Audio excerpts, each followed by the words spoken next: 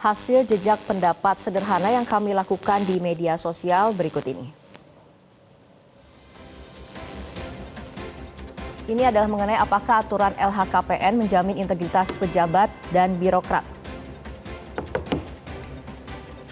Hasilnya, mayoritas responden berpendapat aturan LHKPN tidak menjamin integritas birokrat dan pejabat. Nah, saya akan langsung ke Prof. Gayus mengenai fakta di lapangan saat ini, bagaimana kemudian praktik korupsi tidak hanya dilakukan oleh satu orang, tapi ini kayaknya berjamaah. Seperti itu, Prof. Gayus, pimpinannya melindungi, bawahannya menutupi. Ini bagaimana tanggapannya? Ya, saya harus mengatakan bahwa perlu dipertanyakan dan dengan jawaban yang jujur, apakah betul di negara kita ini sedang krisis kepemimpinan?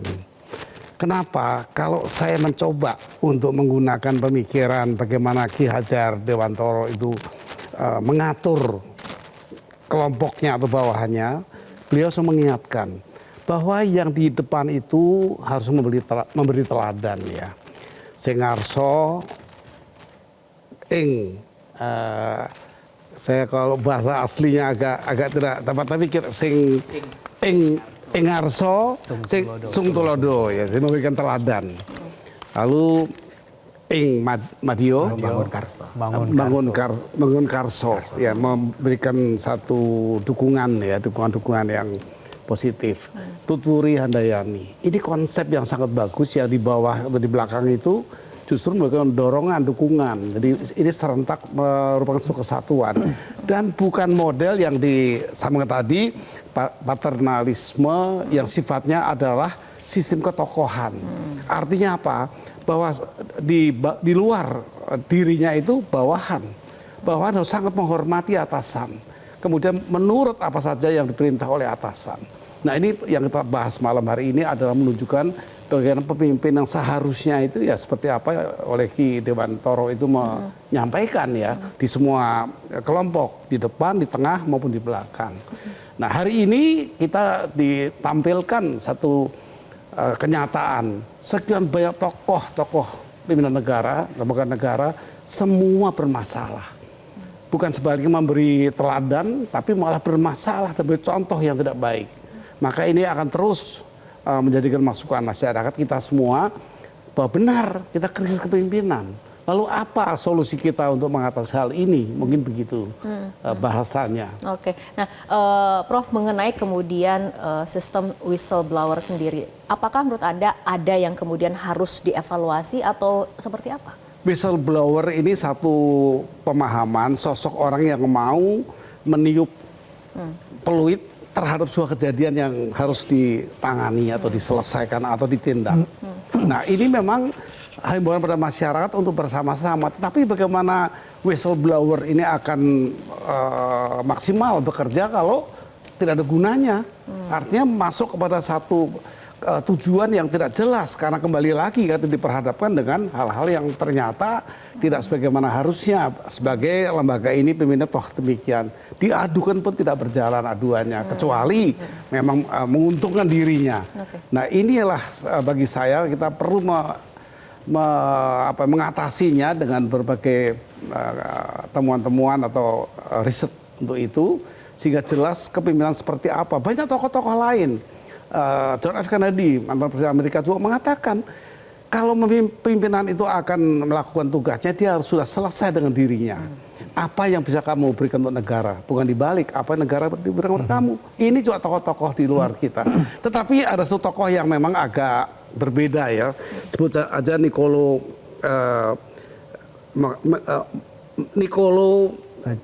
Machiavelli ya. Machiavelli ya. Machiavelli ini menegakkan yang agak aneh untuk seorang pimpinan. Merebut kekuasaan itu tidak mudah. Ketika kekuasaan di tanganmu, pertahankan. Tetapi tujuannya untuk negara. Boleh menipu, boleh bohong. Asal itu untuk negara. Nah, ini memang ada pandangan-pandangan yang memang agak berbeda. Teori-teori kekuasaan yang memang juga ada yang aneh ya, tetapi yang tidak semua orang akan ikut teori ini. Tapi Niccolo Machiavelli ini memang memiliki gagasan yang seperti itu teori, dan dia katakan yang penting untuk negara. Mau dari mencuri, yang jadi garis bawahnya adalah untuk negara. Untuk negara, hanya untuk negara dengan cara yang salah. Nah, ini memang kita temukan itu bukunya. Jadi bagi saya ya kita untuk Indonesia tentu punya ciri kultur yang berbeda, ya kita harus menggunakan, kalau saya boleh mengambil dasar utama itu ada TAP MPR nomor 6 tahun 2021 itu. Oke. Beretika untuk bernegara. Di sana ada 6 poin. Dan meminta presiden untuk menjalankan itu di tahun itu. Oke. Ya, kira begitu. Oke, baik. Prof Gayus, selanjutnya kita akan bergeser ke hasil jejak pendapat berikutnya. Kembali kami melakukan jejak pendapat sederhana melalui media sosial. Kita lihat bersama mengenai apakah Anda sanggup menentang atau melaporkan bila pimpinan melanggar atau menyeleweng, dan hasilnya 93% menyatakan sanggup, artinya ada keberanian seperti itu ya. Tadi kita sudah membahas mengenai sistem whistleblower seperti itu. Nah, saya akan ke Prof Aji terlebih dahulu. Prof, dalam kultur paternalistik seperti ini bagaimana sih sebetulnya membangun tradisi integritas? Oh, membangun tradisi integritas ya di dalam kultur paternalistik. Ini menarik nih, pertanyaannya juga buat saya challenging ya. Menantang untuk didekati terutama secara akademik, secara konseptual. Kalau kita bicara tipe kepemimpinan yang paternalistik, mungkin kita harus mengingat bahwa itu ujungnya adalah satu sistem patron klien atau patron klien ya. Satu sistem kepemimpinan yang umum dijumpai pada masyarakat petani. Konteksnya masyarakat petani, di mana ada ketimpangan penguasaan sumber daya. Ada satu pihak yang menguasai dan pihak lain tidak punya apa-apa selain mengabdi kepada orang yang memiliki lahan dalam konteks pertanian ya. Karena relasinya adalah relasi yang satu memberikan lahannya untuk dikerjakan kepada yang the landless, kemudian yang tidak punya lahan ini tidak punya apa-apa lagi selain loyalty yang diberikan kepada dia. Nah, relasi ini ya, relasi satu memberikan ini ekonomi, kesempatan ekonomi, dan yang satu memberikan loyalty, kesetiaannya. Ini kemudian bergeser tidak saja di tingkat di dalam konteks ekonomi, tapi juga di dalam konteks politik. Karenanya bisa dipahami pada masyarakat agraris, mereka yang punya penguasaan ekonomi, itu juga kemudian akan ke ekonomi. Nah, tentu konteks ini berbeda dengan konteks masyarakat modern. Ya, di mana sebenarnya diatur siapa yang bisa menguasai ekonomi dan politik, bahkan dalam banyak hal tolong dipisah gitu saya ya, jangan sampai collide gitu ya. Tapi di sisi lain saya ingin menggarisbawahi pernyataan dari Bu Wakil Ketua MPR tadi, Bu Lestari ya, bahwa dalam konteks mencari kepemimpinan itu memang basisnya adalah etika, tapi itu juga di belakangnya adalah budaya. Karenanya setiap negara, bahkan setiap kultur, setiap masyarakat itu punya kepemimpinan yang sendiri-sendiri. Dalam masa-masa tertentu itu juga berubah. Nah, jadi saya sampaikan di Indonesia umumnya pada masa agraris, yang banyak agraris itu paternalistik, patron klien. Di masyarakat yang berburu meramu mungkin sedikit lebih egaliter. Ya. Di masyarakat yang sudah kenal sistem kerajaan, nah, beda lagi, feodal. Nah, itu keragaman kita. Nah, persoalannya di masa sekarang, di mana ibu kota berada di suatu konteks sosial budaya ibu kota negara Jakarta yang metropolitan, itu sistem nilai yang paternalistik agraris ada, sistem egaliter yang kayak dari buru-buru meramu ada, sistem feodal kerajaan ada, dan sistem yang mulai mengenal demokrasi ada, campur baur di situ. Ya, jadi kalau kita mau melihat bagaimana Indonesia sekarang, tidak ada satu sistem budaya yang cukup kuat untuk mengatakan, mengarahkan pemimpinnya seperti apa. Okay. Semuanya masih coba-coba, semuanya masih sangat cair. Nah, tadi kalau dijumpai bahwa menurut survei 90% lebih berani mengatakan tidak melaporkan atasannya segitu, itu konteks tertentu. Saya yakin kalau konteks di satu instansi masih bercorak agraris, nggak mungkin. Yang terjadi adalah melindungi, saling melindungi, bapaknya melindungi kliennya, kliennya loyal kepada itu, hukumnya seperti itu. Jadi paternalistik itu saya lihat sebagai pertama sebenarnya satu konsep yang netral. Hanya kemudian dalam konteks agraris tadi netral, tapi dalam konteks modern seperti ini menjadi berbeda kan maknanya, karena harusnya ada apa, kalau tadi Pak Gayus sampaikan ada check and balance misalnya ya.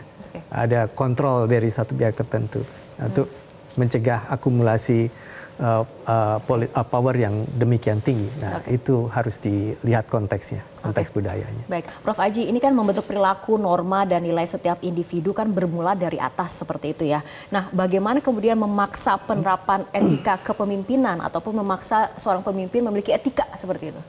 Ya itu tadi, kalau kita berpikir feodal ya mestinya dari atas. Yang atas yang memberi contoh. Kalau kita berpikir sebaliknya, bahwa ada satu best practice di bawah, ya kita bisa angkat seperti itu. Nah, kita juga seringkali terpaku bahwa kita harus mencontoh dari atas, dari pemimpin. Seakan-akan tidak ada inisiatif bagus satupun yang muncul dari bawah. Nah, itu saya ingin membalik pernyataan seperti itu ya. Ada kok yang dari bawah bagus dan itu bisa dipelihara, dikembangkan untuk menjadi istilah yang sekarang itu best practice. Jadi alih-alih mengatakan ini yang bagus, contoh-contoh begini, kita juga bisa menumbuhkan yang bawah yang cocok dengan satu kondisi, ini yang ditumbuhkan. Ya. Bahwa pernyataan contoh baik dari leader, dari pemimpin itu harus dilakukan, ya itu kita harus pahami begini, pemimpin harus memberi contoh baik. Tapi contoh baik tidak hanya berasal dari perilaku pemimpin, kurang lebih seperti itu. Sebelum kita ke jejak pendapat sederhana berikutnya, Pak Beni ada tanggapannya mungkin? Ya, kalau kita melihat kan kita butuh pemimpin yang berkarakter. Dan pemimpin berkarakter itu kan sebenarnya sudah banyak hal dijalankan oleh para pendiri bangsa kita. Misalnya Bung Hatta ya, dengan warisan kesederhanaannya. Kita ingat kisah sepatu belinya. Bayangkan seorang pemimpin, bekas wakil presiden, menabung sampai hayatnya, tidak bisa beli sepatu. Hanya untuk beli. Karena dia punya prinsip, maka dia tidak mau gunakan kekuasaan. Kita belajar dari Bung Karno misalnya, luar biasa. Sampai hayatnya tidak punya rumah. Dan ketika masyarakatnya tahu memberikan rumah, Bung Karno menolak. Karena masih melihat buruk keroyok dan kemiskinan. Banyak contoh, misalnya Sarir. Misalnya Agus Salim, orang-orang dulu itu mengapa mereka punya karakter itu? Karena mereka memiliki pendidikan yang memang dididik dengan pendidikan yang mementingkan pendidikan karakter menjadi segala-galanya. Pada waktu itu kuatnya pendidikan humanisme. Karena waktu pencerahan Honora itu pendidikan nilai. Maka ketika pendidikan nilai karakter itu dibangun dalam keluarga, maka ada sistem nilai. Lah yang sekarang sistem nilai itu rontok. Mengapa sistem nilai rontok? Karena yang sekarang ini orang tidak punya role model lagi. Itu yang tadi yang dikatakan kan. Kalau karena masyarakat kita lebih banyak agraris, maka feudalisme itu terjadi, maka role model penting. Lah, tapi masalahnya sekarang Indonesia ini kan sudah zamannya era digital. Persoalannya apakah kita masih hanya mengandalkan role model itu. Atau dikatakan Prof. Aji tadi, membangun kesadaran dari bawah. Nah, di sini pentingnya sebenarnya bahwa persoalan etika itu kan menyangkut sebenarnya persoalan kepatuhan. Kepatuhan kepada yang namanya norma-norma, dan kepatuhan itu tahu mana yang tidak pantas, mana yang tidak layak. Baik Pak Beni. Nah tadi Pak Beni sempat menyinggung mengenai pendidikan, menyinggung mengenai kepatuhan juga. Nah kita akan melihat lagi nih Pak Beni hasil jejak pendapat sederhana melalui media sosial mengenai pendidikan. Kita lihat bersama berikut ini. Nah ini mengenai apakah pendidikan Pancasila dapat membantu pemberantasan KKN. 63% mengatakan iya, 37% sisanya tidak. Nah ini mengenai pendidikan Pancasila, revitalisasi budaya adiluhung bangsa ini seperti apa Pak Beni? Jadi kalau kita bicara pendidikan, kita itu kan diajarkan oleh Ki Hajar Dewantoro, pendidikan ini tidak sekedar orang transfer ilmu pengetahuan. Tapi pendidikan itu mengolah rasa, ketajaman nurani. Dan memiliki yang disebut, kalau sekarang ini menjadikan habitualisasi, pembatinan nilai. Maka pendidikan Pancasila itu nggak bisa doktrinir. Tetapi pendidikan Pancasila itu menjadi aplikasi ketika orang memiliki rasa. Kalau orang memiliki rasa ketuhanan, maka orang-orang tersebut akan memiliki kesadaran tentang menghargai martabat manusia. Maka manusia tidak boleh direduksi oleh apapun, apalagi kepentingan kapital. Maka manusia itu menghargai kebersamaan, Maka dalam manusia yang menghargai manusia ada kesetiakawanan, solidaritas, gotong royong, kebersamaan, persaudaraan. Maka dia tidak akan mungkin memperlakukan manusia seperti binatang. Maka kemanusiaan itulah yang akhirnya membuat orang memiliki kesadaran membangun kolaborasi, yaitulah persatuan. Nah dalam persatuan itu selalu ada namanya titik temu. Maka kesepakatan, musyawarah mufakat. Nah dalam musyawarah mufakat itulah nilai keadilan tercipta. Nah persoalan sekarang, kita itu menghadapi sebuah budaya hipokrit. Antara realita dan fakta itu berbeda. Pendidikan Pancasila itu harusnya menjadi apa? Kepatuhan etik pada penyelenggara negara. Bagaimana penyelenggara negara itu mampu mengaplikasikan Pancasila itu. Bukan sekedar doktrin, bukan sekedar Pancasila itu slogan, tetapi perilakunya. Nah ini yang selalu tidak pernah terrealisasi. Pak Benny, tapi apabila kita idealnya kan di negara demokrasi yang sehat, kepatuhan hukumnya tinggi seperti itu. Faktanya? Yang selama elit politik memanusiasi hukum, ya tidak ada kepatuhan.